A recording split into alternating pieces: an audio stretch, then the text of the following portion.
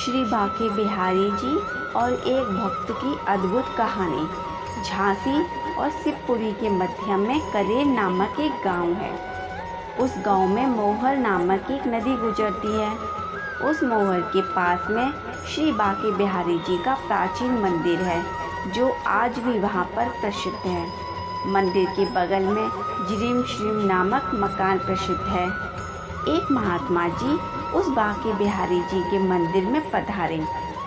उन्होंने वहाँ के पुजारी से जिरिम श्रीम नामक मकान के बारे में पूछा कि ये मकान इस तरह खंडर क्यों पड़ा है, इस मकान की क्या कहानी है। तब महात्मा जी ने बरसों पूर्व की एक सत्य घटना सुनाई।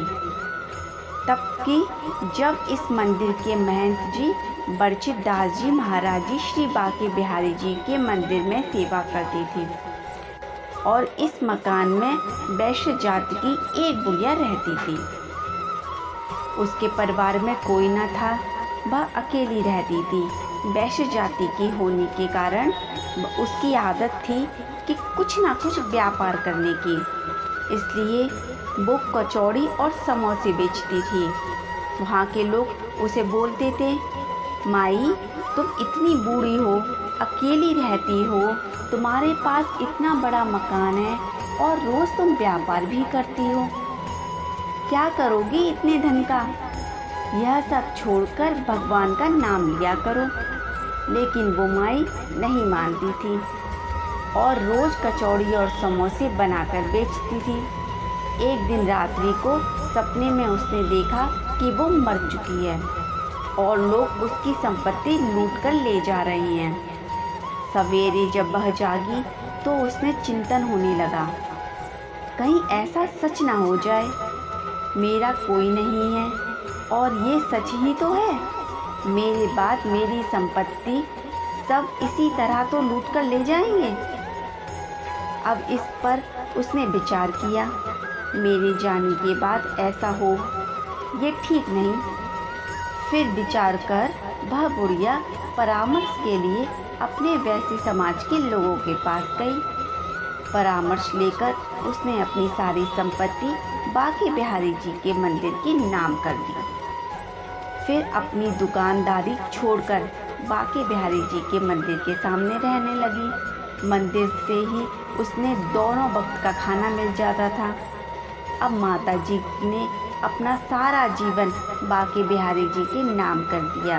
बस सारा दिन बैठकर श्री कृष्ण जी का नाम जपती थी, भगवान की भक्ति करती थी। जिन हाथों से वो समोसे तलती थी, अब उन हाथों से वह माला फेरती थी। जो आंखें सारा दिन ग्राहक को टटोलते थे, अब उन आंखों से वो बांके बिहारी जी को निहारती रहती थी। उसकी पूरी जिंदगी बदल चुकी थी। गांव के सभी लोग उसे भक्तन कहकर पुकारते थे। उस दिन के महंत जी श्री राजदास जी महाराज वहाँ थे। एक दिन वह दूध पी रही थी। महंत जी ने देखा कि भक्तन दूध पीते पीते कुछ चबा रही है। महंत जी ने पूछा, माता जी तुम दूध में क्या चबा रही हो। तब वह भक्तन बोली, महाराज जी आप दूध में मेवा ज़्यादा डाल देते हैं, उसी को चबा रही हूँ। महंत जी बोले, मैं और दूध में मेवा डालूं, मैं चीनी डाल देता हूँ, वही काफ़ी है। अगले दिन उसने देखा भक्तन की दाल परोसी गई, उसमें घी तैरता हुआ दिखाई दिया। आखिर महंत जी ने पूछ ही लिया, यह दाल में घी कहाँ से आया। भक्तन बोली, महाराज आप ही तो दाल में घी डाल कर लाते हैं। महंत जी को लगा शायद बर्तन में पहले से घी रह गया होगा। अब महंत जी रोज़ भक्तन का खाना चेक करते थे।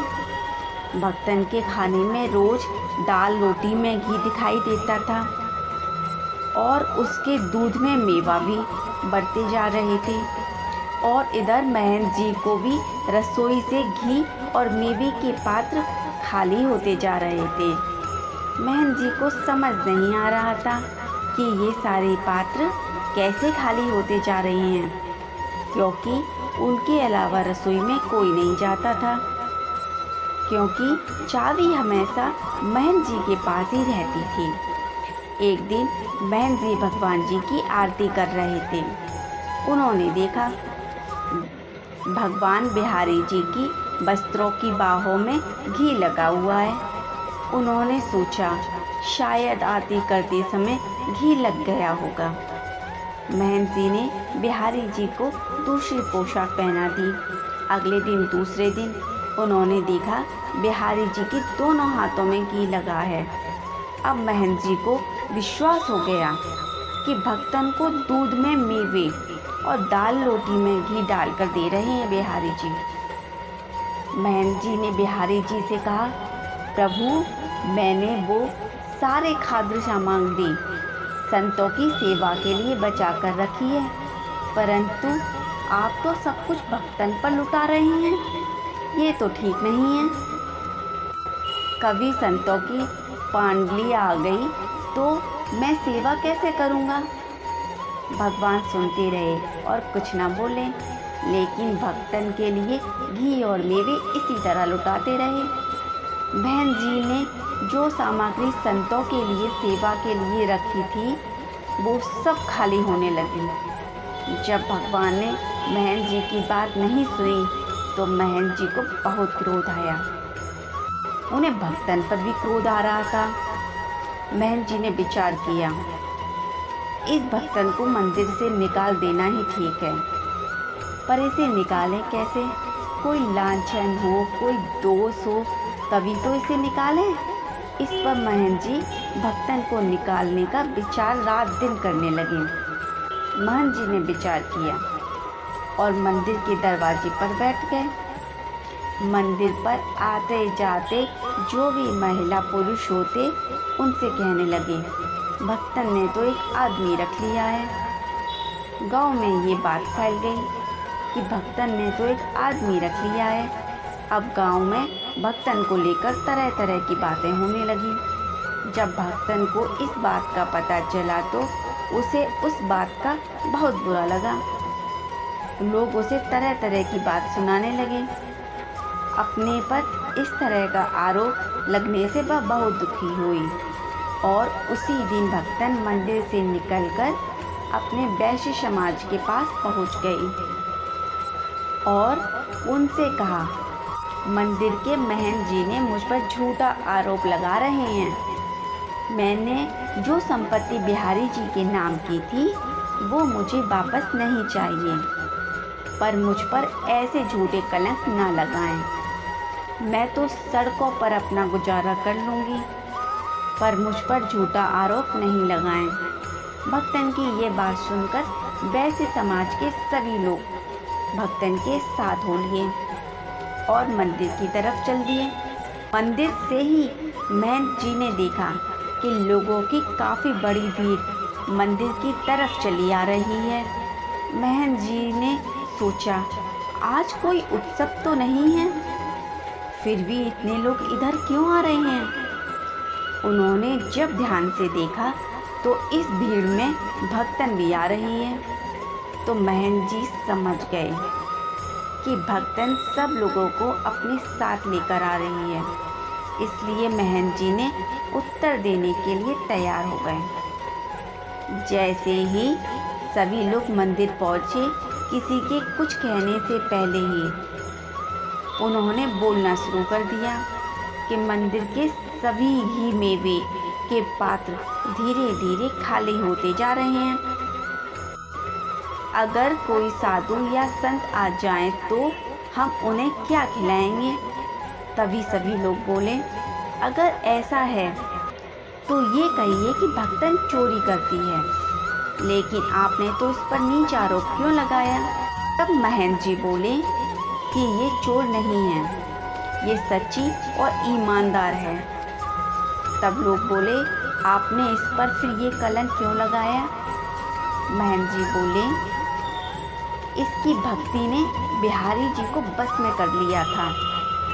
वही इसको मंदिर की रसोई से चुरा चुरा कर घी और मेवे खिलाते हैं। बिहारी जी ने इसे गोपी के रूप में स्वीकार कर लिया है और इसने भी उन्हें पति रूप में। इसलिए हमने कुछ गलत नहीं कहा है। ये कहकर महंत जी ने मंदिर में हुई सारी बातें बताईं। सब लोग क्या सोचकर मंदिर आए थे और मंदिर आकर उनको क्या पता चला, यह सब जानकर सभी लोगों की आंखों से आंसू आ गए। तब लोगों ने कहा, महंत जी, आप इस भक्तन की चिंता ना करें। इस गांव में इतने परिवार हैं, जिस परिवार में ये पहुंच जाएगी वहाँ के लोग इनको भोजन करा देंगे। जिनका भगवान से नाता है उनकी सेवा करना तो हमारा सौभाग्य है। भक्तन ने कहा, मैं कहीं नहीं जाऊंगी, मैं इसी मंदिर में रहूंगी। दोपहर को महंत जी भोजन लेकर आए। भक्तन ने भोजन करने से इनकार कर दिया, कहा, मुझे भूख नहीं है। तो महंत जी बोले, अब तुम हमारे यहाँ भोजन क्यों करोगी? अब कल से बड़े बड़े सेठ जी के यहाँ तुम्हारा भोजन है। ये कहकर महंत जी चले गए। रात को महंत जी दूध लेकर आए। भक्तन ने मना कर दिया। भक्तन को सारी रात बिहारी जी के सामने बैठी रही। बहन जी को भी नींद नहीं आ रही थी। वो भी भक्तन को अपने कमरे में से बैठे बैठे देखते रहे। सुबह के 3 बजे सब सो रहे थे। भक्तन ने भगवान की दहलीज पर सर रखकर आशीर्वाद लिया और उनसे बोलने लगी, आपका नाम बदनाम हो रहा है और मैं इससे अधिक नहीं सह सकती।